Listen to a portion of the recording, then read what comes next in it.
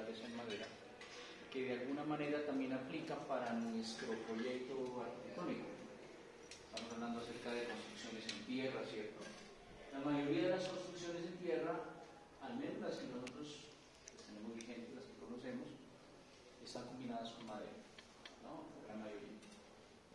Si bien ya miramos nosotros que dentro de las técnicas de rehabilitación podemos cambiar esos materiales, pero la madera sigue siendo de todas formas una opción válida para la utilización dentro de proyectos de tipo patrimonial como el que nosotros estamos trabajando en este semestre precisamente. Al final vamos a ver unas tablas de predimensionamiento básico que yo les voy a compartir para que en el caso dado ustedes tengan la oportunidad de plantear alguno de estos sistemas que vamos a ver acá, pueden hacerlo de manera muy fácil, ¿no?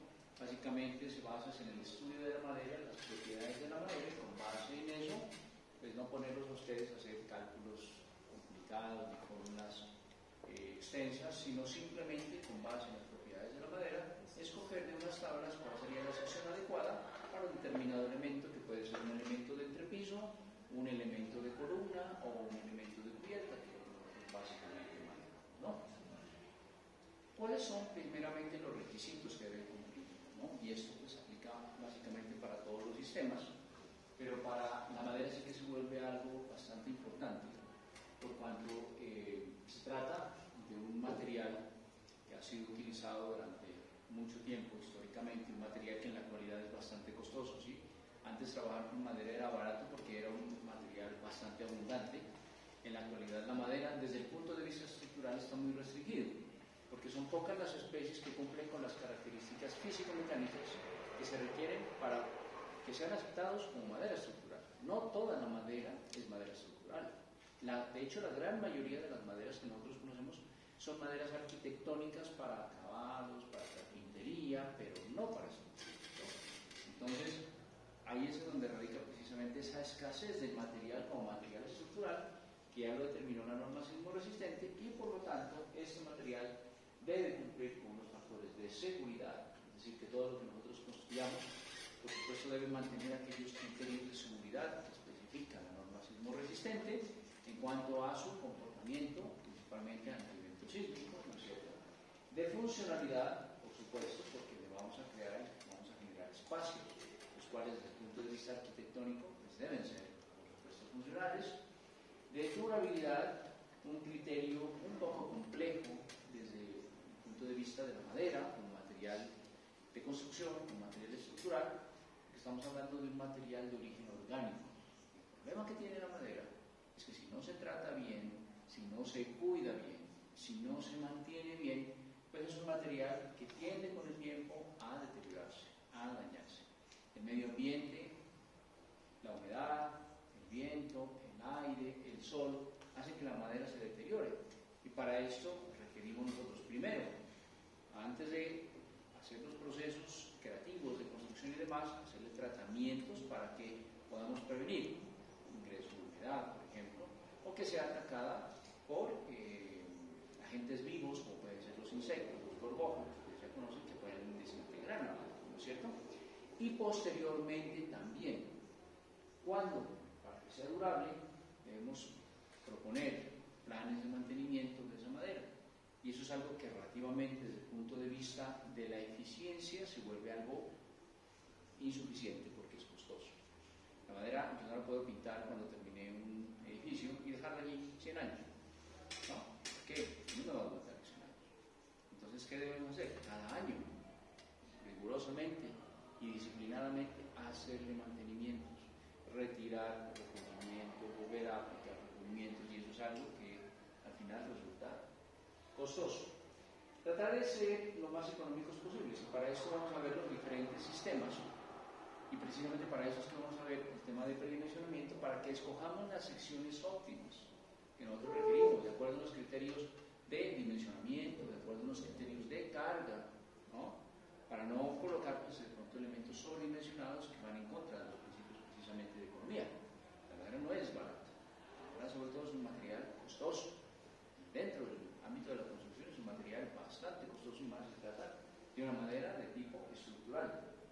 Estética, pues la madera de hecho desde el punto de vista arquitectónico, ¿no? estructural por lo general se esconde, pero estéticamente la madera pues siempre ha cumplido un papel fundamental desde el punto de vista de los acabados, ¿no? Ver madera, trabajar con madera se considera como un criterio de ventaja, de plus dentro de un proyecto arquitectónico. El piso en madera pues, es mejor que un piso en porcelanato o en baldosa. Un interpiso, un enchape en madera, pues siempre desde el punto de vista arquitectónico tienen unas ventajas, ¿no es cierto?, de valor agregado del proyecto. Mantenimiento ya lo dije y valor agregado de lo que vimos ahora. Bueno, entonces, ¿cómo vamos a clasificar los sistemas estructurales en madera? Básicamente tenemos unos que se llaman sistemas menores o estructuras menores, ¿no? Dentro de las estructuras menores vamos a encontrar unos elementos básicamente sencillos que se basan en elementos encajados mediante la unión de ensambles de elementos de madera de forma perpendicular que van a formar básicamente pórticos como los que nosotros conocemos, ¿no? Dentro de esos tenemos el sistema macizo, que es el sistema básico, principal, primario de las estructuras de madera. Después tenemos los sistemas de entramados, aquí vamos a ver algunos que son ya un poquito más interesantes, el americano, plataforma, uno que se llama balloon frame, otro sistema que se llama poste y viga y pilar y viga, que se asemejan muchísimo a los sistemas aporticados convencionales, y al final los sistemas de placas, placas contrachapadas, es decir, láminas de madera, con las cuales nosotros podemos crear muchos elementos, ¿no? En general, la madera ofrece muchas posibilidades en la creación de elementos, dado que no solamente nos vamos a ceñir nosotros a aquel elemento tipo viga o tipo columna lineal para ensamblarlo, sino que con él podemos generar nosotros estructuras tridimensionales, que en este caso estaríamos hablando ya de las estructuras mayores. Cuando hablamos de estructuras mayores ya estamos complejizando, es la manera como ellos se van a unir, ya no va a ser la simple unión, como les decía, de elementos horizontales y verticales, apoyados de diferentes maneras, sino ya una forma mucho más compleja en donde podemos armar vigas con sistemas de celosías y sistemas de contrachapados, podemos armar cerchas, que ustedes ya conocen el criterio de la cercha, la definición de cercha, ¿no es cierto? Traído desde las estructuras metálicas, pues son aquellos elementos que generan triangulación y en la madera, claro que funciona. La única diferencia es cómo hacemos esas uniones. Obviamente, en elementos metálicos utilizamos pernos, utilizamos soldaduras, en elementos de madera utilizamos también algunos elementos de anclaje, tipo pernos, pegantes especiales, para generar esas uniones. Marcos, o sea, pórticos ya especiales, y arcos, que son figuras tridimensionales, que pasando por las estructuras arabeadas, por las estructuras geodésicas, por las mallas espaciales que nosotros ya conocemos, es decir, muchísimas posibilidades dentro de lo que se denomina inicialmente sistemas planares, y también los sistemas espaciales, dentro de los cuales encontramos estructuras plegadas, cáscaras, bóvedas, cúpulas, hipérbolas y estructuras colgadas. Todas estas que en realidad ustedes ya conocen, simplemente acá vamos a hacer un repaso de esos criterios, pero ya vistos desde el punto de vista de la utilización de la madera como el material estructural base para esta construcción, ¿de acuerdo? Y también tenemos los sistemas de entramado espaciales, que son reticulares, geodésicos y lamelas, como las que vamos a ver ahora, que ya son las famosas mallas espaciales, es decir, una triangulación tridimensional, son cerchas tridimensionales, en otras palabras, ya no son cerchas planas, sino cerchas tridimensionales, que forman figuras mucho más complejas como los reticulados, las estructuras geodésicas o las lamelas, ¿no? En la medida en que vaya mostrando las imágenes, si tienen alguna duda, por favor no duden en preguntar, porque aquí puede haber posibilidad de confusión, sobre todo de la manera como están dispuestos estos diferentes segmentos. Entonces, el primer sistema es el sistema macizo. El sistema macizo se basa básicamente en la madera en su estado prácticamente natural, los rollizos, los troncos. De hecho, así fue como se construyeron las primeras edificaciones de relevancia histórica, ¿no? No había la oportunidad, no había las herramientas tal vez para transformar esa madera en elementos prismáticos, en elementos ortogonales, tipo vigas y columnas. Entonces, ¿qué hacíamos? Utilizar madera, pues el tronco como tal, nosotros ya lo teníamos, ¿no? Entonces, en base a rollizos, como ustedes pueden ver aquí, lo que se hacía era generar una serie de ensambles o de uniones de diferentes tipos, como la que tenemos acá, que son ensambles machimbrados, es decir, una parte sobre otra, de manera que genera una unión no monolítica, pero sí rígida de alguna forma, y encontramos este tipo de construcciones, como esas cabañas, como esas casas que nosotros hemos visto normalmente en las películas, donde ven que estas uniones se hacen uniones por descase, machimbrado, a tope, para unir los diferentes elementos. Por supuesto, estos tienen unas características constructivas específicas, ¿no? Estructuralmente se dice que es ineficaz. ¿Por qué? Porque esas uniones pues, no generan una rigidez importante. Entonces, ante solicitaciones horizontales, procesos horizontales, estos elementos pueden fallar muy fácilmente, ¿no? Relativamente pues, son más fáciles de montar, dado que no hay que transformar la madera de manera importante. Tienen, por supuesto, por sus características físico-mecánicas, una muy buena conducción térmica, entonces acústicamente y térmicamente funcionan muy bien este tipo de elementos, y ese trabajo que se hace de piezas sin conexiones especiales pues hace de que no sea un trabajo muy preciso, entonces vamos a tener cambios dimensionales y no vamos a tener criterios de estandarización en los procesos de producción. Entonces, básicamente digamos que este es un sistema muy sencillo, el sistema primario de trabajo en madera, ¿no? Después ya hemos evolucionado un poquito.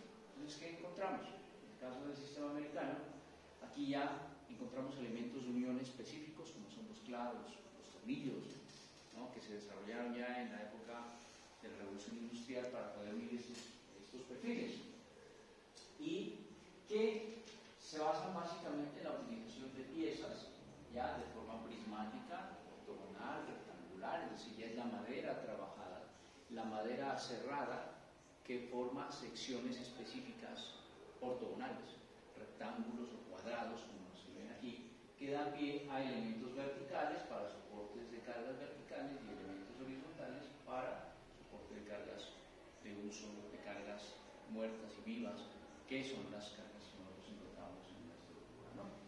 Aquí las uniones se hacen básicamente mediante clavos, y una característica muy importante del sistema americano es que si ustedes ven el gráfico que tenemos aquí, el elemento primordial es la viga, ¿sí? El elemento primordial es la viga. Fíjense aquí que tenemos un sistema de vigas perpendiculares.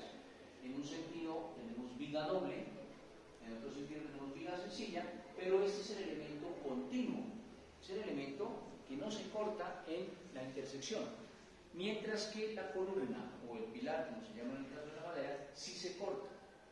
Y tenemos hacia el primer piso un elemento tipo pilar que se une al tope con una viga en la parte inferior, y posteriormente se retoma ese elemento vertical, ese pilar, en el segundo nivel para iniciar nuevamente a tope desde la viga del segundo nivel. Entonces, no tenemos una continuidad vertical.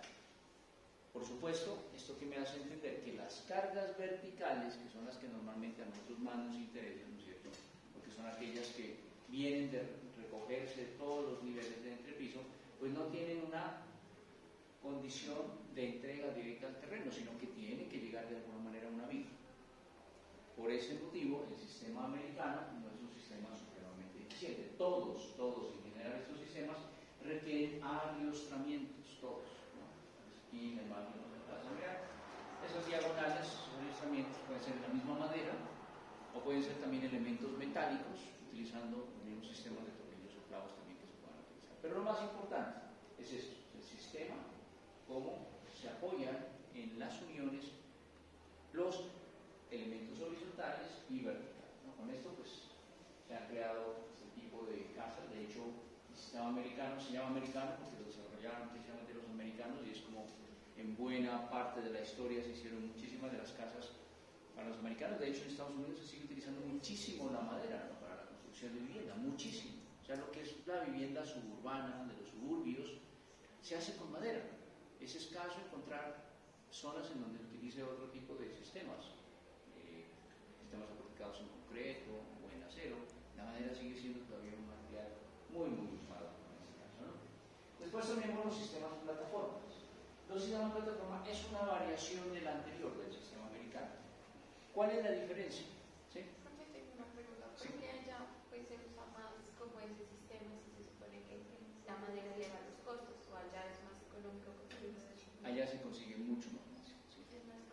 la madera en Estados Unidos se produce de manera industrial y se renueva, digamos, en los procesos de reforestación para que siempre haya madera de forma abundante.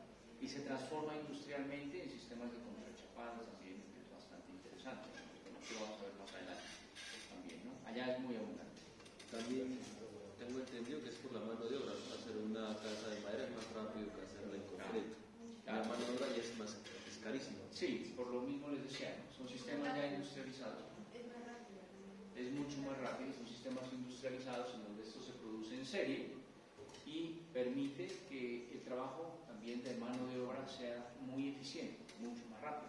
Si bien para la construcción de una vivienda ya se requiere equipos para cada cosa, ¿no? O sea, uno es el que hace cimentación, otro es el que hace estructuras, otro es el que hace impermeabilizaciones, etcétera.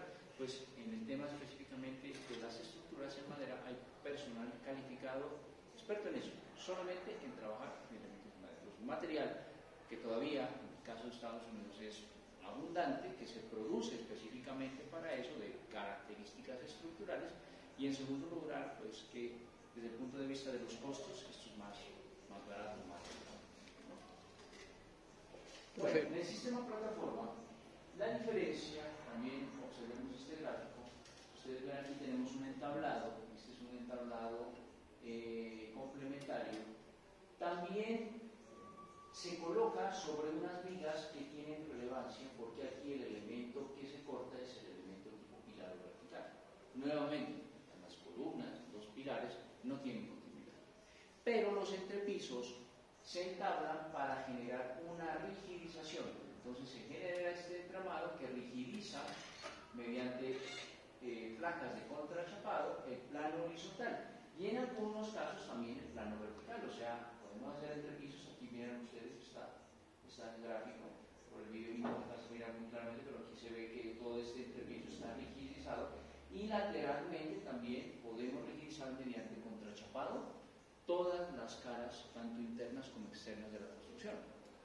Eso genera, por supuesto, una estructura mucho más estable, ¿no es cierto? Si bien los elementos verticales, como yo repito, no son los más importantes. Seguimos teniendo prevalencia de los elementos horizontales, es decir, las vigas.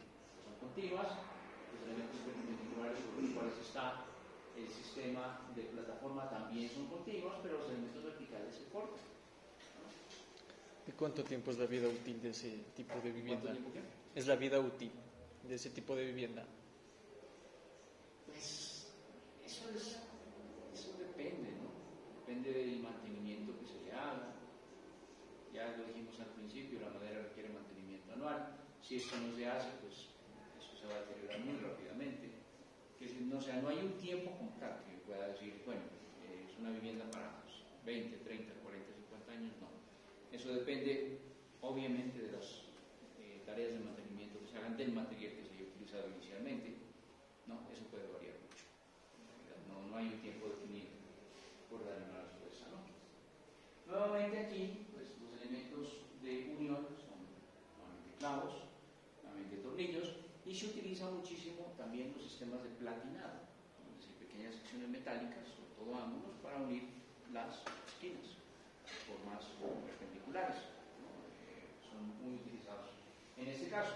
Pues ahí vemos un sistema de entrepiso, nuevamente, como digo, tiene relevancia en los elementos horizontales, y un sistema de contrachapado en la parte superior, que es el que utiliza los entrepisos, con la posibilidad también de armar paredes completas rigidizadas mediante contrachapado para ser unidas posteriormente, ¿no? Por eso es muy rápido. Todo esto, los americanos tienen equipos especiales, ¿no? Por ejemplo, de clavos, van haciendo estas estructuras supremamente rápido y las van uniendo de una manera muy rápida. Aquí ya cambiamos un poco.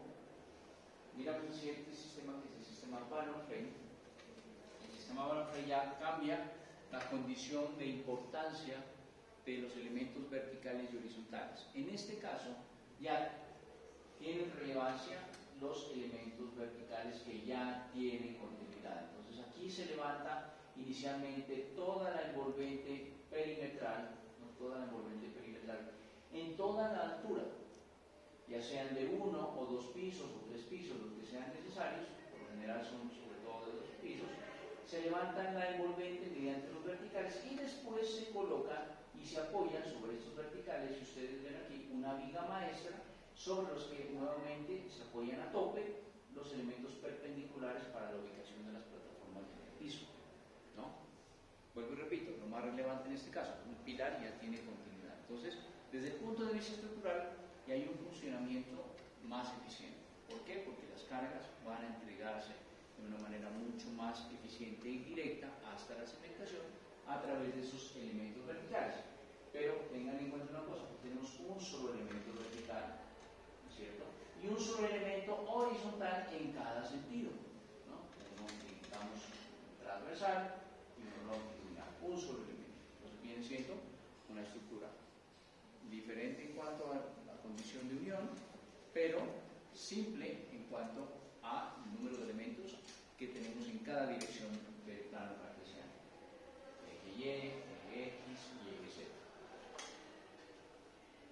Con esto pues, se genera principalmente, como les decía, la envolvente, entonces se generan todas las paredes exteriores. Lo importante aquí es generar toda la retícula exterior y después de tener todo este esqueleto se van forrando ya los entrepisos mediante sistemas livianos, que pueden ser la misma madera, sistemas de contrachapado, sobre todo para los entrepisos utilizamos muchísimo el contrachapado, y para las divisiones ya verticales ya podemos utilizar drywall, lo más usual que utilizamos en estos sistemas son precisamente los sistemas livianos, de placas de pan y yeso, de placas de plywood, de placas de fibrocemento, etcétera, muchos materiales que ahora pues tenemos dentro de lo que son los sistemas de drywall, ¿no? También tenemos los sistemas de poste y viga o pilar y viga. Son dos diferentes, ¿no? Siempre dándole prioridad nuevamente al elemento vertical, ¿no? Es decir, al pilar, en este caso el poste, como se llama. La diferencia entre los dos está en el sistema de apoyo. Si bien lo vemos muy parecido, la diferencia entre el sistema de poste y viga, que es este que tenemos acá, y el de pilar y viga, es que en el caso del sistema de poste y viga, el apoyo es empotrado. Entonces tenemos una restricción total de la cimentación, completamente empotrado. Eso que permite que desde la cimentación haya una rigidez y tengamos que obviar en la parte superior de los entrepisos un gran número de arrastramientos. Muy seguramente lo van a tener, no van a ser tan importantes. En el caso de los sistemas de pilar y viga, el sistema de apoyo es un apoyo articulado, es decir, que tiene un grado de libertad, que permite el desplazamiento de un grado de libertad, en un sentido. Por lo tanto, este va a requerir sí o sí siempre ariostramiento. Entonces, siempre vamos a tener que colocar diagonales mediante cables o mediante elementos metálicos o mediante elementos de madera también, pero siempre va a requerir diagonales. ¿Qué es lo que eso me permite? Que las luces sean más amplias. Ustedes se dan cuenta, con relación a los anteriores, algo que se me pasaba a comentar es que normalmente la modulación en madera, para que tenga un carácter estructural entre los elementos verticales y horizontales, no puede ser superior a los 80 centímetros, ¿sí? Para generar esas paredes. ¿Qué es lo que estoy haciendo aquí? Prácticamente un sándwich, ¿no es cierto? Madera, elementos lineales al interior y forrados por elementos de rigidización al exterior, con diagonales también. Pero esos elementos verticales siempre van a estar, y los horizontales también, van a estar máximo cada 80 centímetros. Eso me limita, por supuesto. Dentro de la parte del diseño arquitectónico me va a limitar. ¿Por qué? Porque si no tengo suficientes elementos, pues la suficiente densidad de esos elementos estructurales, entonces voy a tener que recurrir a otro sistema o voy a tener que hacer reforzamiento mediante elementos adicionales, ¿no? En cambio, en el sistema poste y viga, pues ya tenemos unas luces más importantes, como las que estamos acostumbrados a trabajar en los sistemas aporticados convencionales. Miren aquí, un sistema poste y viga articulado, vemos que las luces ya son mucho más grandes, pero por supuesto las secciones también son mucho más grandes. Esto a veces es un poco complicado porque no es fácil encontrar secciones grandes, ¿no? Es decir, una columna de 20 por 20 ya es complicado conseguirla. Ya no es fácil ir a una cerradera y péndame, pues una sección de 20 por 20 ya, sobre todo en madera estructural, es muy complejo. A veces en secciones más pequeñas es posible, pero se complejiza un poco. El costo también se eleva, por supuesto. La imagen me da pie para poderle recomendar algo también en el uso de la madera, ¿no? Siempre lo que es cimentación, lo que es apoyo, No puede ser madera, por supuesto, al igual que sucede con la acero, ¿no es cierto? La cimentación tiene que estar separada de la superestructura materialmente. Entonces, la estructura de cimentación, por lo general, y en la mayoría de los casos, así como sucede para el acero, en este caso es concreto. Zapatas aisladas o zapatas corridas, de elementos que no expongan directamente al suelo, a la madera. ¿Por qué? ¿Por qué será eso? Se daña, claro, ¿no? Es material orgánico, se descompone, y la humedad pues, es uno de los principales factores de descomposición en el caso de la madera. Entonces, pues no me conviene que esté directamente apoyada en el terreno. Siempre hay que separarla. Miren aquí, precisamente, tenemos esa condición. Y aquí hay unos apoyos que me permiten elevar esto ya en altura. ¿De acuerdo? Ahora ya vamos viendo unas variaciones de esos sistemas que vimos anteriormente. Si ustedes ven el gráfico que tenemos acá, lo primero que encontramos es luces más amplias. ¿Sí?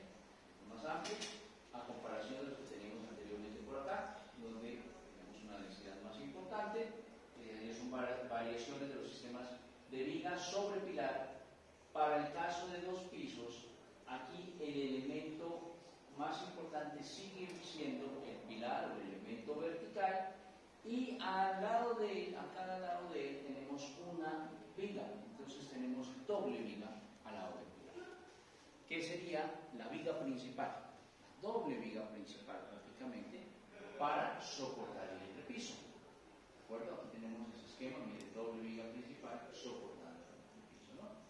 Esa viga maestra va apoyada sobre el pilar, y sobre ella van adosadas precisamente los elementos de entrepiso como un sistema diferenciador.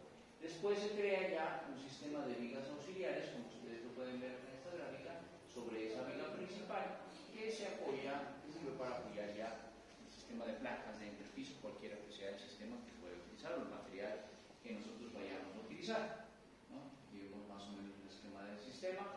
Entonces tenemos las vigas principales, sobre ellas se apoyan las vigas auxiliares y sobre ellas se colocan los sistemas de entrepiso. Una variación de esto, cuando se requiere disminuir altura por alguna razón arquitectónica, es el sistema de viga contra pilar. Veamos nuevamente esta imagen. ¿Qué es lo que sucede aquí? Que aquí mi sistema de entrepiso pues, es un poco más generoso, ¿no es cierto? Tenemos doble viga. Tenemos una viga continua en un sentido y una viga discontinua en el sentido perpendicular. Las dos se tienen que sobreponer. Entonces, ¿qué voy a tener? Voy a tener una altura de entrepiso mucho mayor. En este caso, cuando tengo viga contra pilar, todo se hace a tope. ¿Cuál es el elemento fundamental? Nuevamente, el elemento vertical. Aquí lo vemos. El elemento vertical sigue conservando su monoliticidad, por decirlo de alguna manera, entre todos los niveles, mientras que las vigas perpendiculares en los dos planos, X y Y, llamémoslo dos, llegan a tope. Entonces, miren, aquí sobre el pilar, las vigas transversales y longitudinales llegan a tope y todas se cortan, ¿no? Ahí logramos disminuir la altura del entrepiso, pero vamos a tener, por supuesto, pues una menor rigidez por la cantidad de cortes que vamos a hacer para poder lograr disminuir la altura del entrepiso. Nuevamente, el sistema permite luces más amplias, idealmente siempre tiene que ir arriostrado, no quiere decir que cada mano de estos pues, deba tener un arriostramiento, ¿no? Porque eso impediría pues, ya arquitectónicamente generar los accesos, iluminaciones, etc. Pero sí en puntos clave, como ustedes ya manejan, pues, sistemas de estructura, sobre todo los vanos de esquina, etc., pueden arriostrados, ¿no? Importante, dado la complejidad de esta unión, porque si ustedes se dan cuenta que tenemos elemento vertical y 4 elementos horizontales que convergen en el mismo punto, ya no podemos utilizar únicamente los sistemas de pernos o de clavos o de tornillos, ya nos toca utilizar también sistemas de platinas, sobre todo platinas en ángulo aquí, en ángulo recto, para generar esas uniones de una manera mucho más eficiente.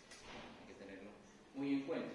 ¿Por qué? Porque a veces eso, sobre todo en el tema del presupuesto, no se mira ahí.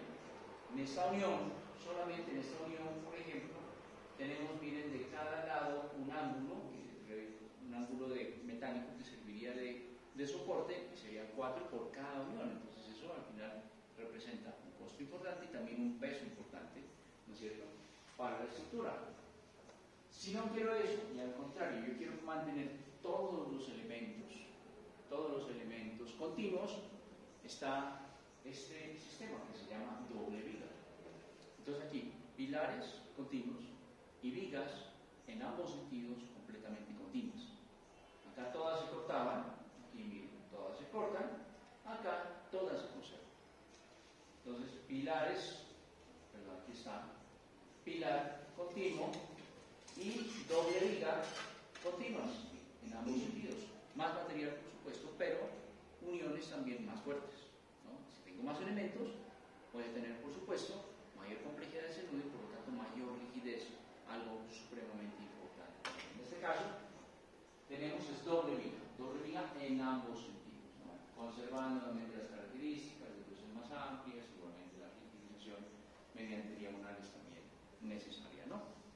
Y el caso contrario al de doble viga es el de doble pilar o doble columna, como ustedes lo quieran llamar, ¿no? Los españoles dicen mucho pilar, por eso lo estoy mencionando de esa forma. En el caso de el doble pilar, si ustedes se dan cuenta aquí, tenemos, como su nombre indica, doble columna o doble elemento vertical, un elemento horizontal principal que se une a tope, ¿no?, aquí a este elemento vertical, y sobre él nuevamente doble elemento horizontal del sistema de entrepiso. Entonces todos los elementos continuos, solamente que en este caso no es doble viga, sino doble pilar. Es simplemente una variación, pero la explicación viene siendo muy similar a la anterior, un nudo más complejo, un número mayor de elementos, una unión mucho más compleja que me garantiza también mayor estabilidad, ¿no? Entonces aquí vemos que hay muchas posibilidades en cuanto a la unión de todos estos elementos de forma perpendicular u ortogonal, ¿no? Eso sería lo de los elementos aporticados con elementos básicos. Después de esto, ¿qué otro tipo de sistemas tenemos? Menores, las placas. Las placas se basan en los sistemas de contrachapados. Los contrachapados no son más que prefabricados de madera laminada. Ustedes han escuchado hablar del triplex, como lo llamamos, ¿cierto? Uno va a una tienda de madera y pide triplex. Es el nombre comercial que se le dio aquí en Colombia, ¿no? Triplex porque son 3 capas de madera dispuesta en forma diferente en la configuración de sus fibras, digamos, ¿no? Una en un sentido longitudinal, otra en el sentido transversal, otra en el sentido longitudinal. Esas 3 capas forman una placa y esas placas se llaman contrachapados técnicamente. Y los contrachapados no solamente pueden ser de 3 placas, como triplex, sino de 4, 5, 6, etc. El número de placas que se necesite para darle mayor rigidez. Entonces, ¿qué estoy generando? Láminas enteras de madera que puede ser madera inclusive reciclada. Todo lo que sale del proceso de transformación de estos perfiles que vimos anteriormente, ¿no? Todo lo que sobra, las astillas y demás, se une mediante resina y compresión en una placa que se llama contrachapados. Y esos contrachapados me permiten a mí generar sistemas estructurales también con base en esos contrachapados, ¿no? Sobre todo esto lo utilizan muchísimo los países escandinavos, ¿no? Finlandia, Noruega, son países que han desarrollado muchísimo la técnica de la madera. Uno, porque tienen bastante, segundo, porque allá las construcciones también, pues, por norma, deben tener un confort térmico y acústico bastante importante. Por las estaciones, la madera pues, es un material que se presta muchísimo para ello, entonces han desarrollado muchísimo la técnica, ¿no? Se basa básicamente en un sistema de placas con un bastidor. ¿Qué es un bastidor? Es una estructura interna, ¿no? El bastidor es un marco, digamos, interno, en el cual se adosan esas placas para generar grandes paredes. Entonces, a través de paredes, de módulos, yo puedo inclusive prefabricar una vivienda. Entonces, ya si tengo una vivienda tipo, sé cuántos módulos de bastidores y marcos necesito y los fabrico, los llevo al sitio y simplemente se unen, ¿no? Bastante interesante el sistema de trabajo con placa. Posteriormente, pues sobre todo el exterior se colocan los sistemas de impermeabilización, de recubrimiento, etc. Y ya tenemos una condición válida para un desempeño estructural. Cuando se trabaja con placas, una de las características más importantes, ustedes ven este gráfico de acá, es la compensación de esas placas en ambos sentidos. Es decir, yo no puedo colocar todas las placas en un solo sentido, al igual que sucede con la bauxería, ¿no? Y al igual que sucede con las construcciones de cambio. Yo les decía a ustedes y les recomendaba siempre tratar de compensar que la misma longitud de muros en un sentido, ojalá sea la misma longitud en el sentido opuesto. Lo mismo, por supuesto, aplica para la madera, ¿no? No puedo tener todas las placas alineadas y paralelas, sino elementos perpendiculares de restricción, ojalá en la misma proporción también. Entonces eso puede ser algo útil también para la aplicación. Miren, aquí tenemos el sistema de bastidores, nuevamente, y el contrachapado. Entonces todos estos grandes marcos se ensamblan en obra, o ya llegan las dos paredes listas en obra, las dos caras simplemente para ensamblar en el sitio, ¿no? Esos serían las estructuras menores, las básicas, los sistemas básicos que nosotros podemos trabajar en madera si ustedes en algún momento necesitan un complemento para su trabajo arquitectónico que están haciendo en tierra, ¿no? De hecho, no sé si leyeron en el Slack, el profesor Osvaldo, la próxima semana tenemos una integralidad, ¿no? La próxima semana la idea es que ustedes ya tengan un avance importante en cuanto al esquema básico de su proyecto en tierra, y es algo que vamos a revisar. Por eso les dice, en la próxima integralidad le vamos a dar prioridad a la materialidad para revisar con ustedes que vayan haciendo los planteamientos necesarios. Entonces recuerden, y ojalá no se les olvide, yo tengo asesorías todos los jueves, desde las 9 de la mañana a las 11 de la mañana. Si alguien ahorita necesita, bueno, profe, yo tengo esta idea, he desarrollado este esquema, esta distribución, pues vamos revisándolo de una vez. No esperen al final hacer revisiones cuando ya a veces hay que cambiar muchas cosas. Bueno, de ahí pasamos a las estructuras mayores. Las estructuras mayores, ¿sí?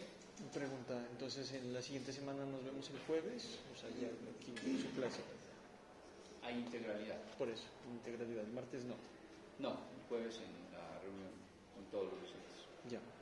Es lo que yo tengo entendido, a menos que la cambie de día pues el coordinador, ¿no? Normalmente son los jueves.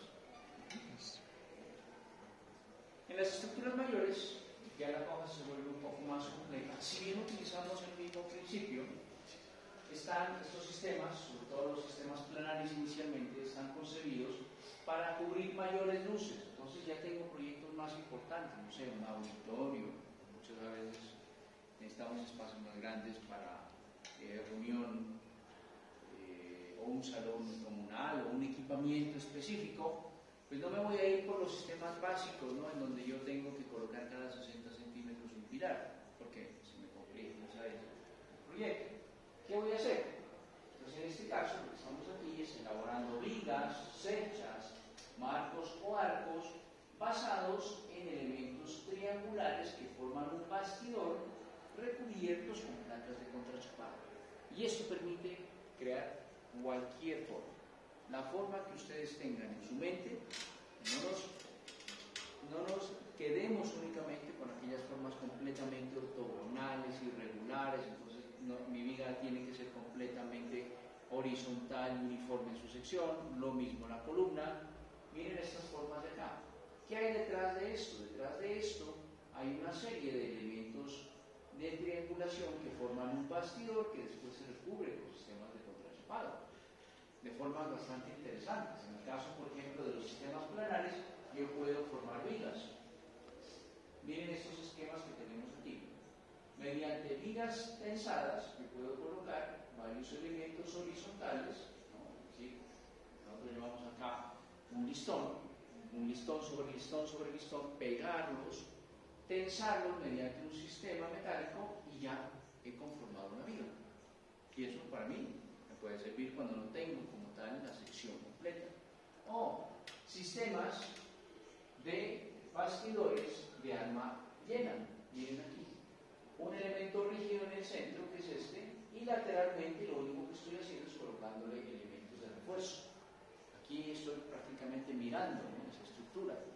O al contrario, el elemento de refuerzo en la parte interna es una viga cajón, y las paredes que forman como un sándwich ya son los sistemas de placas, ¿no?, al exterior.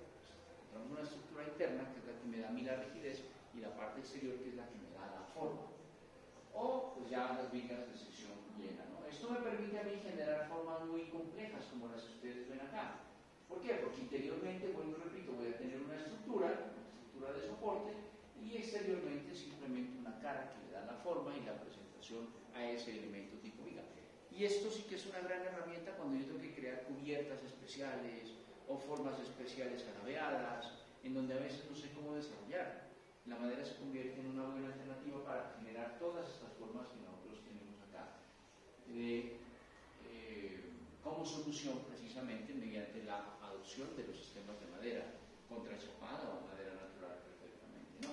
Lo mismo se puede hacer con los sistemas de cerchas, ¿no? Las cerchas no tienen que ser exclusivamente metálicas. Claro, aquí la complejidad es la unión. Entonces mi pregunta es, con lo que hemos venido haciendo, una unión de este tipo, ¿cómo la desarrollarían ustedes? Físicamente me refiero, ¿no? Constructivamente. Yo sé que metálicamente pues uno coge los pernos, ¿no? Sencillamente soldadura y listo. Pero digamos esta unión que tenemos aquí, o esta, ¿cómo la harían ustedes? Pernos y platinas, correcto. Entonces yo puedo utilizar elementos auxiliares para generar precisamente ese elemento rígido, esa unión.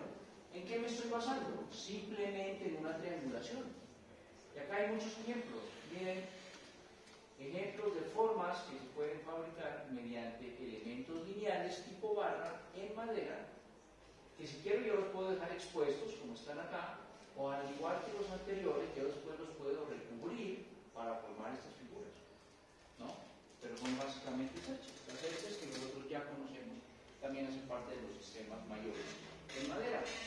O los marcos, es decir, pórticos complejos, pórticos planos convencionales, o pórticos un poco más especiales. Veamos estas formas que tenemos acá y vean el desarrollo. La forma externa, la tipología puede ser esta, que se basa en un esquema básico de elementos triangulares, e internamente pueden tener un alma de celosía, como una cercha convencional. Aquí veamos las tipologías constructivas. Miren esta unión que puede ser de acá, ¿cómo la puedo desarrollar? De almañena mediante sistemas de contrachapado, o mediante elementos lineales de refuerzo, o mediante elementos de cercha, o de doble cercha, o de triple cercha, etc. ¿Sí? O sea, hay muchas posibilidades, en realidad, de poder realizar esa unión o ese elemento tipo marco o tipo pórtico, con elementos lineales recubiertos, o elementos lineales vistos, o sencillamente sistemas de placas, que se prestan muchísimo en este caso, ¿no?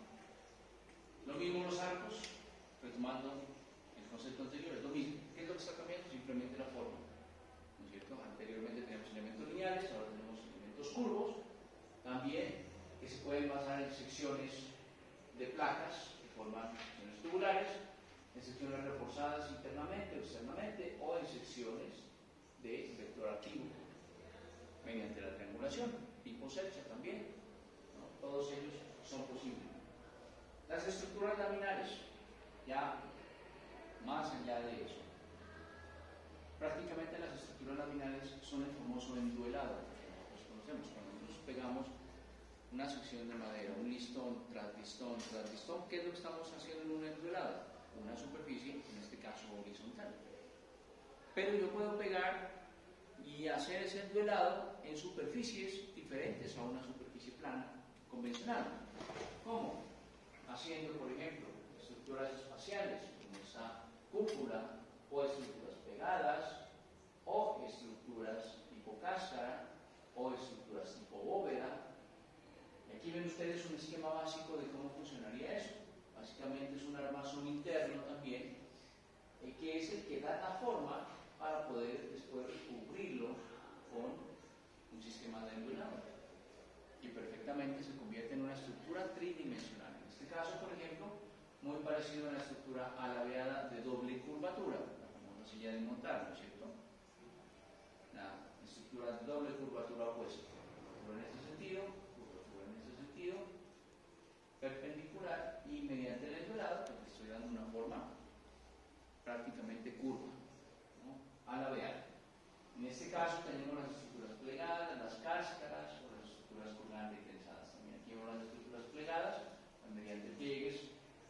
láminas que están constituidos internamente por sistemas de placas y sistemas de secciones longitudinales, puedo hacer este tipo de figuras que tengo acá, cubiertas. Por eso les decía hace un momento, para el tema de cubiertas, esto es una gran oportunidad de utilizar la madera. O sistemas tipo cáscaras, ¿no? También tipo bóveda de simple curvatura o de doble curvatura o de curvatura mixta invertida también, como estas estructuras que vemos acá. También tenemos tipo bóvedas, perfectamente se pueden hacer. Miren ustedes aquí la extracción de lo que sería internamente la estructura, elementos lineales recubiertos con sistemas de placa o sistemas de superficie que perfectamente se pueden utilizar. Ya vemos un esquema de doble lámina de contrachapado, tanto inferior como superior, que puede funcionar perfectamente, ¿no? O sistemas de cúpulas, lo mismo. Ya un sistema de elementos contrachapados y un sistema de enredado en la parte superior de recubrimiento, lo mismo que veíamos en la tipología constructiva de la imagen. Entonces, vemos que las posibilidades en la realización de la madera básicamente están en la imaginación.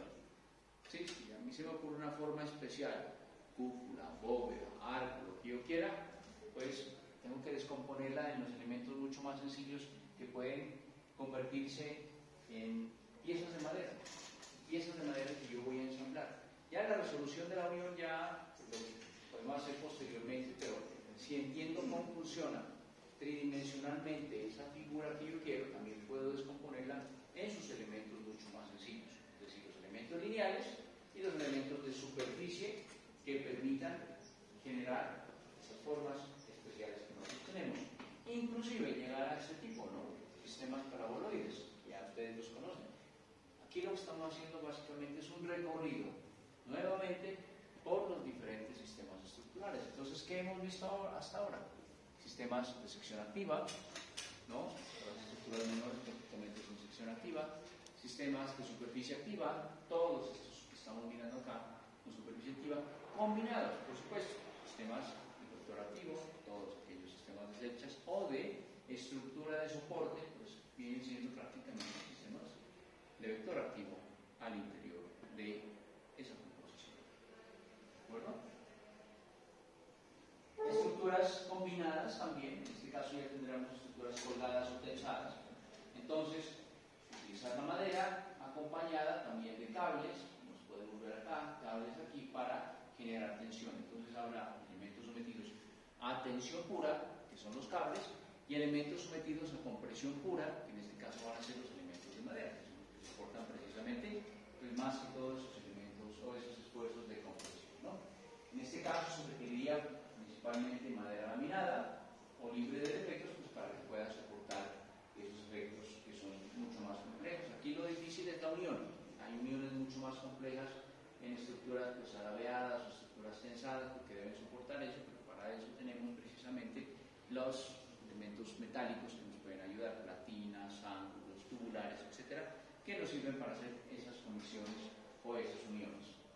Estructuras espaciales también de entramados, ¿no? Las famosas mallas tridimensionales, que ya la hemos tocado alguna vez, estructuras metálicas, creo que miramos en las mallas espaciales, son básicamente figuras piramidales de base triangular, de base cuadrada o cualquier tipo de base, pentagonal, hexagonal, etcétera, pero que forman una pirámide y que se mezclan entre sí de manera espacial. Entonces aquí ven, tenemos una pirámide de base cuadrada, acá tenemos una pirámide de base triangular, que al unirse entre sí forman estas mallas espaciales que pueden dar pie a estructuras mucho más complejas. ¿En dónde se utilizan las mallas espaciales principalmente? ¿O en qué caso ustedes las utilizarían?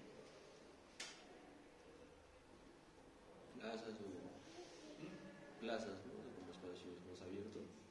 Claro, ¿no? En espacios que requieran grandes luces, sobre todo en esos espacios.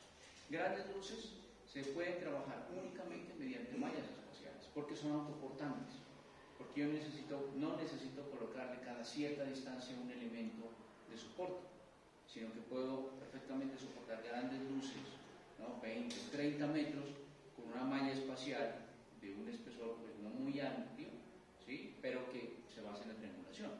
Entonces es una cercha tridimensional, por eso se llama malla espacial. Y esto aplica tanto para acero como para madera, cuando yo requiera solucionar grandes luces, principalmente. ¿No? Bueno, más ejemplos aquí de mallas espaciales. Esto lo vimos en estructuras metálicas, pero lo mismo se puede hacer en madera. El único tema complejo aquí, pues la cantidad de uniones que hay que hacer, ¿no es cierto? Pero como estos son estructuras repetitivas, es decir, este nudo va a requerir unos elementos de unión específicos, tornillos, platinas, etc. Pero es el mismo nudo que se repite infinidad de veces dependiendo de la magnitud de la malla. Entonces, si yo fabrico para una unión, pues lo puedo fabricar en serie para muchas uniones también. Y eso me facilita, por supuesto, la construcción de estos elementos. También estructuras geodésicas. ¿Eso es lo que usan en los estadios? ¿Perdón? ¿Eso se usa para los estadios de fútbol o estadios grandes? Claro. Para Sí, pero obviamente en los estadios, pues, hay muchísimos ejemplos, ¿no?, de estadios modernos que se han construido, son estructuras metálicas, la gran mayoría. No quiero dejar por fuera eso, pero como estamos hablando de madera, pues también quiero que vean que es aplicable a madera. Tal vez la magnitud no pueda ser la de una estructura metálica, pero pues también va a servir el mismo principio para el funcionamiento de este sistema de mallas espaciales, ¿de acuerdo? Y estructuras geodésicas también, si fuera el caso, ¿no? Esferas, que puedan llamarse esféricas, digamos. Y lamelas se utilizan muchísimo, sobre todo para la configuración de entrepiso. Las lamelas se basan en la esbeltez de las secciones, es decir, elementos longitudinales de gran altura, que por sí solos se convierten en estructuras autoportantes sin que sean mallas espaciales. O sea, aquí no tenemos una composición tridimensional, sino únicamente bidimensional en un plano XY, pero con una sección pues generosa para que genere o establezca esa regularidad y sobre todo esa resistencia a los esfuerzos que va a soportar, ¿no es cierto? Entonces, bien, aquí son uniones básicamente de elementos de una sección esbelta, como lo ven acá, simple o doble, como ustedes quieran, que forman cualquier tipo de figura como esta que hemos contado, ¿no? En cuanto a utilizaciones, Colombia utiliza muy poco, como lo decimos. En Colombia, menos del 1% de todas las construcciones que nosotros hacemos son en madera, por el costo que tiene este material, porque no hemos desarrollado tampoco una técnica importante. ¿Y por qué? Porque el concreto se volvió algo mucho más accesible. Y en realidad construir con concreto en Colombia es algo que requiere menos recursos que construir con madera. Si ustedes en algún momento tienen la oportunidad de hacer un presupuesto de un proyecto cualquiera, entre hacerlo en acero, en hacerlo en concreto y hacerlo en madera, se van a dar cuenta que el concreto siempre se lo va a llevar por mucha ventaja. Entonces, eso ha limitado muchísimo el uso de la madera como un material de construcción. Otra característica que ha limitado y que lleva a que Colombia tenga estas cifras es, por supuesto, su condición de país expuesto a áreas sísmicas importantes. Las grandes ciudades, sobre todo, están siempre, todas las grandes ciudades, digamos que el 80% de la población de Colombia está centrada sobre la cordillera de los Andes. Zona activa sísmicamente, en donde mañana, pasado mañana, en cualquier momento puede temblar. Y por supuesto las estructuras en madera van a requerir de secciones mucho más grandes, de elementos más importantes para que puedan soportar adecuadamente un sismo, cosa que también en este concreto pues, se lleva mucha ventaja, ¿no? Estados Unidos, el 45% de las construcciones se hacen en madera, en Inglaterra el 19%, el 65%, en Chile, aquí en Sudamérica, fíjense que Chile utiliza muchísimo la madera. Ellos como que heredaron un poquito ese tema de la construcción europea y entonces, aunque tiene una zona de amenaza sísmica importante, sí utilizan la madera bastante en la construcción de edificaciones, no muy grandes, pero también utilizando de forma importante, ¿no? Para esto lo más importante, para que podamos entender que la madera puede ser utilizada en construcción, y de hecho la norma sismo resistente lo ha adoptado. El título G de la norma sismo resistente habla específicamente de madera y de guadua, ¿no? Hasta la guadua ya se consideró un material estructural, afortunadamente. Nos habla de las características que han de tener las maderas y para eso a la madera estructural le ha denominado madera ES. Es la madera empleada para construcción precisamente de elementos portantes, columnas, vigas, vigas maestras, vigas de marras hechas, todos los que acabamos de ver anteriormente deben utilizar madera tipo ES, es decir, madera estructural selecta. Porque hay otro tipo de madera que es la madera EN o estructural normal, que es la segunda alternativa o principalmente utilizada para elementos complementarios. Y después de eso ya todas las demás maderas, que son maderas más que todo de uso arquitectónico, más ya no de uso estructural. Dentro de las maderas estructurales que nosotros podemos utilizar, existe una clasificación. Y la norma en el título G especifica que las maderas estructurales van desde la ES1 hasta la ES6. Obviamente la ES1 es la madera estructural selecta de mejor calidad. Si ustedes miran aquí los esfuerzos admisibles, se van a dar cuenta que van variando y van disminuyendo en la medida que trabajamos maderas de menores características. Entonces mire, por ejemplo, el esfuerzo a la flexión de la madera S1 es de 29.5 megapascales, unidades de fuerza, mientras que la ES6 es de 12.5, menos de la mitad. ¿No? Ahora mi pregunta es, ¿yo cómo hago para saber qué madera es de qué tipo? ¿Cómo lo haría?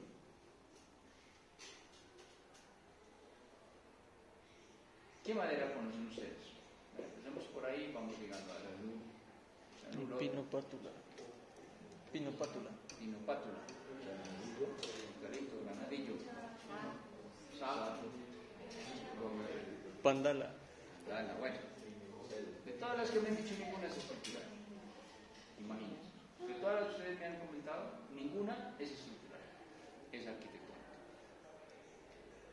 El ébano es estructural. El ébano es estructural. Es complicadísimo, ¿no? El tema de clasificar una madera como madera estructural es complicadísimo. Porque yo puedo hablar, como dice el compañero, del ébano. Y no todo el ébano puede ser estructural. Eso va a depender de cómo haya crecido el árbol, de si tuvo suficiente agua, de si pasó de pronto un verano muy largo y entonces la madera tuvo menos resistencia. Es un tema supremamente complejo. Que yo diga que tal tipo de madera, tal especie de árbol, SS1 es imposible. Que en algunos casos la gran mayoría puede caber por ahí, sí, pero en todos los casos, cuando ustedes vayan a utilizar madera en la práctica, hay que hacerle ensayos de resistencia. O sea, hay que tomar la madera, llevarla al laboratorio y allá le van a hacer ensayos de flexión, de tensión, de compresión perpendicular, paralela y de cortante. Y van a sacar tablitas parecidas a estas. Entonces puede ser que una madera sea muy buena para el esfuerzo a flexión, pero sea muy mala para el esfuerzo a compresión y no esté dentro de esta tabla que nosotros vemos acá. Se trata de un producto natural, es un producto de origen orgánico y por lo tanto completamente heterogéneo. No va a haber dos maderas iguales, al igual que hablábamos de la tierra, que no va a haber dos tierras iguales. Y en una tapia yo no voy a encontrar la misma característica físico-mecánica en esta porción que en esta porción. Lo mismo. Entonces, es un tema muy complejo que uno tiene que curarse muchísimo en salud si trabaja con madera, ¿no? Si tiene algún proyecto, alguna de ustedes madera. Lo más importante y la recomendación, hay que hacer el análisis de laboratorio, no hay de otra. No hay de otra, hay que clasificarla para tener la seguridad, por más que esté clasificada dentro de los tipos de madera que pueden ser maderas estructurales, ¿no? Características, pues aquí están las características de esfuerzos, acá están los módulos de elasticidad también, ¿no? De los diferentes tipos. Miren que la madera S1, por ejemplo, tiene un módulo promedio de 18.000 megapascales, mientras que la S6 únicamente 9.000, es decir, la mitad. Complejo de determinar únicamente a la vista de ellos, siempre vamos a necesitar la fuerza, ¿no? Aquí vemos algunos tipos de madera S1, algunos que pudieran considerarse en algún momento maderas estructurales, nuevamente, siempre haciendo las correspondientes verificaciones. La choipa, el bálsamo, el amur, el guayacán, el nazareno, el coco, el marfil, el casarillo, yaya, son maderas que podrían considerarse estructurales. De estas, ninguna que nosotros hayamos utilizado, muchos me dijeron pino, pátula, pues pino, pátula es una madera que se utiliza sí o sí únicamente en carpintería. El eucalipto también ni siquiera muchas veces sirve en carpintería. La pandala, todo es para carpintería, o sea, todo temas arquitectónicos. Conseguir madera estructural en Colombia es muy difícil. Y segundo, que la legislación en Colombia está hecha para proteger muchísimo el tema de la explotación de la madera, ¿no? Entonces, antes se explotaba por cerca aquí en Nariño, por ejemplo, cerca de Tumaco, por las Priellas, esas zonas allá, hay cantidades impresionantes de cualquier tipo de madera. Ahora ya no se puede, eso es un delito y tiene cárcel, ya se ha reducido muchísimo también ese tipo de explotación de madera. ¿De acuerdo? Entonces, bueno, aquí algunos tipos de madera tienen sus características y estas habrá que compararlas pues, con los resultados, ¿no? Entonces, ¿cómo se hace para el dimensionamiento? Y para eso, pues yo les voy a suministrar esas tablas, les voy a subir por claro, porque pues esto, dado que es algo tan variable por las características de la madera, pues es algo que no se puede determinar de una manera supremamente precisa, a menos que tengamos datos exactos de la madera como tal. Pero sí aplica en el caso de que nosotros estemos utilizando algunos elementos estructurales como vigas de entrepisos o vigas de cubierta. ¿Qué es lo más importante aquí? Bueno, lo primero, eso está hecho para madera, únicamente madera estructural. ¿Qué es lo que vamos a hacer aquí? En el caso de vigas de entrepiso, yo voy a mirar primeramente cuál es la longitud libre que tengo en el vano. Por ejemplo, cuánto tengo desde este punto hasta ese punto. ¿Cuál es la longitud libre que yo tengo en ese vano?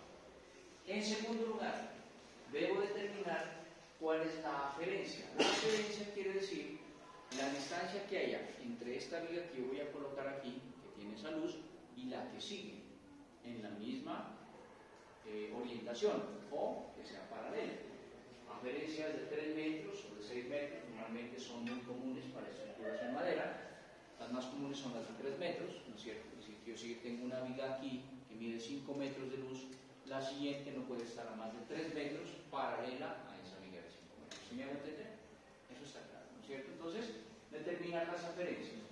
Una vez que yo tengo la aferencia y tengo la luz, por ejemplo, tengo una luz de 5 metros y esa luz de 5 metros voy a utilizarla con aferencias de 3 metros, es decir, la línea amarilla, yo me voy por aquí, llego hasta acá. Miren que la sección que debe tener esa viga en madera es de aproximadamente 40 centímetros. Bastante. Encontrar una viga de 40 centímetros de madera es muy, muy complicado. Por eso también, ¿qué hacen estas tablas? Si bien depositan la información de una manera gráfica, ustedes se pueden dar cuenta que el factor de seguridad parece ser supremamente grande, porque no me está dando una viga pequeña, me está dando de una vez una viga grande, como quien dice, si de pronto el arquitecto hay una madera que no es, pues mejor que sirva y que responda. Entonces, me voy por secciones grandes. En el caso de cubiertas, ¿qué pasa con las cubiertas? Que las cubiertas pues soportan cargas inferiores, ¿no es cierto? Normalmente cargas de mantenimiento únicamente, pues la sección va a disminuir. Si hacemos el mismo ejercicio para una luz de 5 metros con una aferencia de 3 metros, me voy por aquí, 5 metros, 3 metros, va a ser aproximadamente de 30 centímetros.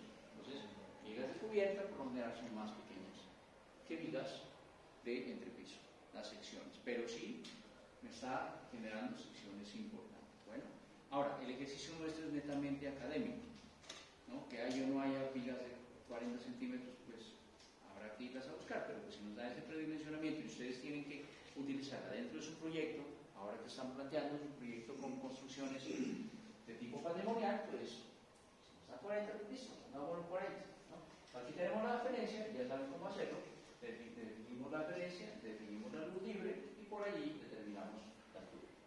Creo que en el caso, por ejemplo, que usted dice que 40 centímetros de laminado, podría hacerse lo de la manera laminada y tendrá la misma resistencia. Correcto, pero siempre y cuando sea madera estructural, ¿no? O sea, todos los elementos que componen esa sección compuesta debería ser madera estructural, ¿de acuerdo? Eso es válido. Muy buena precisión. Columnas. Para columnas sí toca trabajar un poquito más, porque al igual que se hace en las estructuras en acero o en las estructuras en concreto, yo solamente puedo dimensionar una columna si conozco la carga que baja por esa columna. Entonces, ¿qué debo hacer en este caso? Yo necesito calcular la carga que baja por esta columna. ¿Qué me toca hacer? Claro, entonces áreas aferentes, el ingeniero William en un momento explicó eso, ¿no? Áreas aferentes, cargas vivas, cargas muertas, factores de seguridad. Entonces, esta columna, el área aferente, pues será la mitad, digamos, la mitad entre esta rosa y esta rosa por aquí, y la mitad entre esta columna y esta columna por aquí. Entonces, toda esta de acá viene siendo prácticamente el área aferente de la columna. ¿Cuál es la carga muerta por metro cuadrado? Sumar la carga viva por metro cuadrado, los factores de mayoración, en este caso los factores de seguridad, y yo puedo determinar ya mi carga, ¿no es cierto? Y esa carga, recuerden ustedes que piso tras piso se va sumando si tengo edificaciones de más de un piso. Entonces, si tengo la edificación de 3 pisos, la del tercer piso baja al segundo, se suma la del segundo, baja al primero, y así sucesivamente si tengo varios pisos. Entonces, ¿qué es lo que hago? Determinar simplemente la carga y la luz libre que va a tener esa columna, es decir, la altura que tiene esa columna. Digamos que yo tengo una luz libre de 3 metros y tengo una carga de aproximadamente unas 40 toneladas por esa columna. Entonces yo me voy por aquí, subo, aquí me dan 40 toneladas, la línea que más se aproxima es la línea verde. ¿De cuánto? 15 por 15. Entonces, tenemos ya una sección tentativa para poder utilizar dentro de un proyecto, ¿de acuerdo? Pero habrá que hacer, obviamente, ese cálculo, ¿no es cierto? Esa está dada para maderas del grupo ES1, lo mismo aplica para maderas del grupo ES2, ES3 y para todos los demás grupos hasta el ES6. Si lo hacemos, por ejemplo, con el ES6, una madera de menor característica, ¿no es cierto? Menores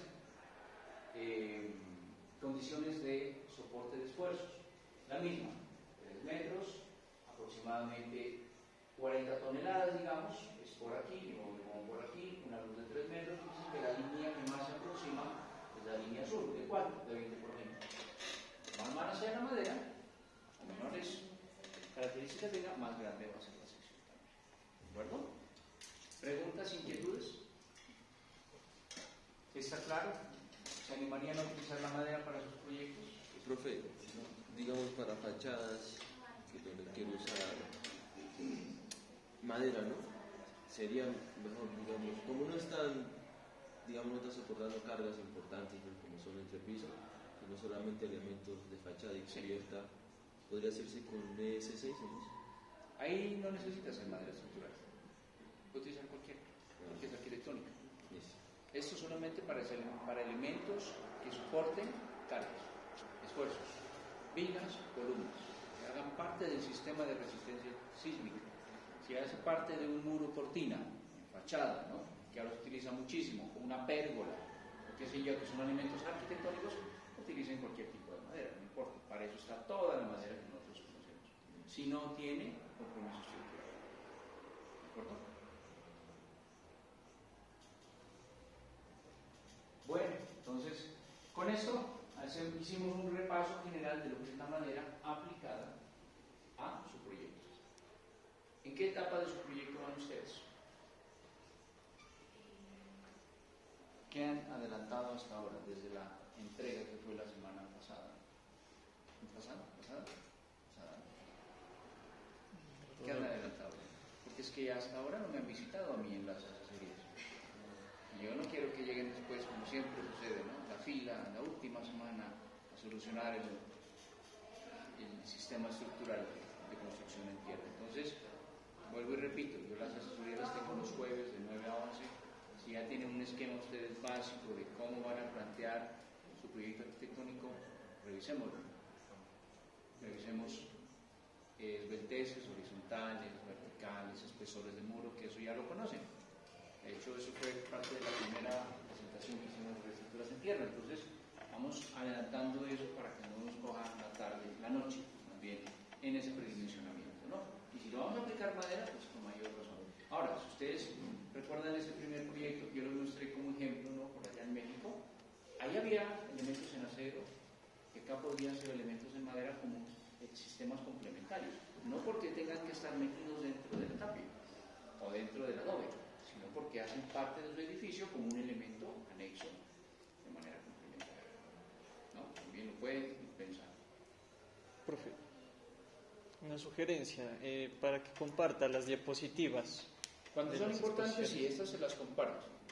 Que por ejemplo tú eres muy juicioso, y yo me doy cuenta, graban las clases para después repasarlas. Sí, es que hay veces que no se mira la información. ¿Qué pasaba? Y tal vez algunos de ustedes sí alcanzaron a ver. Yo antes compartía todo lo que les entregaba, pero me daba cuenta que nadie se preocupaba por estudiar, por tomar nota, solo al final a leer a la hora del examen la diapositiva, y entonces así no se aprende. Listo, pero estas se las voy a compartir porque aquí tenemos esas tablas. Y claro, ahí no se mira muy bien. Listo, eso les comparto yo ahora. Bueno, muchachos, entonces por ahora era eso lo que quería contarles acerca de la madera. Vayan desarrollando su proyecto y nos vemos la próxima semana. Entonces, ¿no? Muchas gracias.